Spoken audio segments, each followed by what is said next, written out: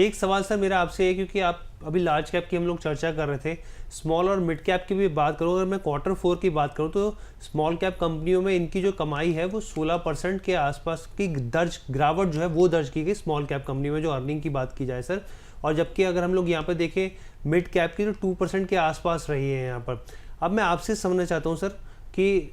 क्योंकि हम लोग लगातार इस फेज़ में देख रहे हैं और हमेशा में ये चर्चा होती है कि भाई मिड कैप के मुकाबले लार्ज जो स्मॉल कैप है वो ज़्यादा वॉलेटाइल है, निवेशकों को एक लंबा समय वहाँ बिताना चाहिए, और जो मिड कैप से लार्ज कैप की तरफ जाना चाहते हैं तो वो मिड कैप की तरफ फोकस कर सकते हैं यहाँ पर। आपके हिसाब से अभी कैसा समय आपको लग रहा है, अगर हम लोग ना सिर्फ रिजल्ट के रोशनी में देखें बल्कि ओवरऑल आपको क्या स्थिति दिख रही है और कौन से फंड्स आपको मिड कैप और लार्ज कैप में, मिड कैप और स्मॉल कैप में पसंद आ रहे हैं? हाँ जी, देखिए, सबसे पहले तो ये जो रिस्क का परसेप्शन होता है निवेशकों का, जी वो स्मॉल कैप और मिड कैप को लेके थोड़ा सा ज्यादा होता है। जी और अगर हम इसका थोड़ा सा अगर आंकड़े देखें और रिस्क का अगर मापदंड बीटा अगर माने, बीटा जो कि निफ्टी का एक होता है, और उसके अगर अगेंस्ट में रख के अगर स्मॉल कैप और मिड कैप को अगर देखा जाए जी तो 0.8 से 0.8 और 0.6 के बीच में ये बीटा रहता है। तो उसका मतलब क्या निकला कि ना जो परसेप्शन है वर्सेस जो रियलिटी है, दोनों में शायद डिफरेंस है, पहली चीज। दूसरी चीज जो आपने पूछा कि भाई इस समय आज के इस तरीके के जो सुस्ती वाला मार्केट है, इसमें किस तरीके से मिड कैप या लार्ज कैप या किस तरीके का कॉम्बिनेशन निवेशकों को नजर में रखना चाहिए। तो जैसे मैंने बताया 55% से लेकर के आसपास का अगर लार्ज कैप का एलोकेशन रखा जाए, 23% के आसपास अगर मिड कैप का एलोकेशन रखा जाए, और 22% के आसपास अगर स्मॉल कैप का एलोकेशन रखा जाए तो बेहतर होगा। जो फंड मैं निवेश करने के लिए सजेस्ट करूंगा इस संदर्भ में, DSP large and mid cap fund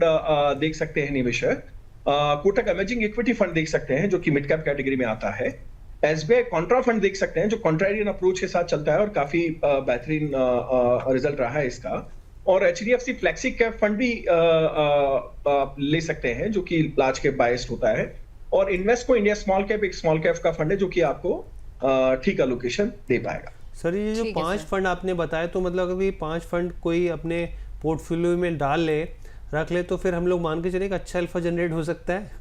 हाँ, देखिए, भविष्य तो खैर ईश्वर जानते हैं, बट हाँ, अगर हम आंकड़े देखें तो काफी बेहतर हो पाएगा पोर्टफोलियो, और रिस्क एडजस्टेड रिटर्न जिसे बोला जाए वो जनरेट कर पाएंगे निवेशक। ठीक है सर, मैं वैसे आपसे ये पूछने वाली थी कि इस तरीके के सुस्त बाजार में कौन से म्यूचुअल फंड्स पर दाव लगाएं, आपने मेरे पूछने से पहले ही बता दिया। चलिए सर, एक सवाल और मेरा ये है कि सर इंडेक्स फंड जो हैं जो निफ्टी 50 को ट्रैक करते हैं, उन पर फिलहाल किस तरीके का असर देखने को मिल रहा है? क्योंकि जैसा कि हमने देखा निफ्टी 50 का परफॉर्मेंस कुछ खासा है नहीं, तो उनके ऊपर क्या कुछ इफेक्ट देखने को मिल रहा है आपके नजरिए में?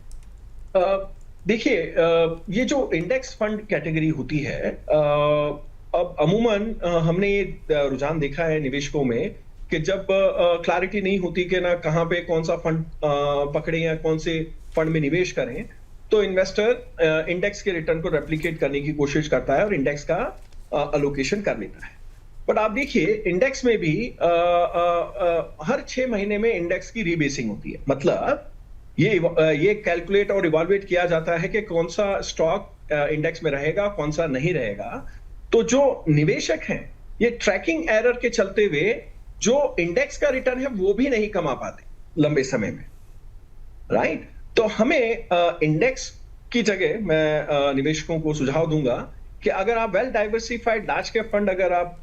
लेते हैं, तो उससे आप इंडेक्स से 2 से 3% का बेहतर रिटर्न कमाने की संभावना बन जाती है लंबे समय में।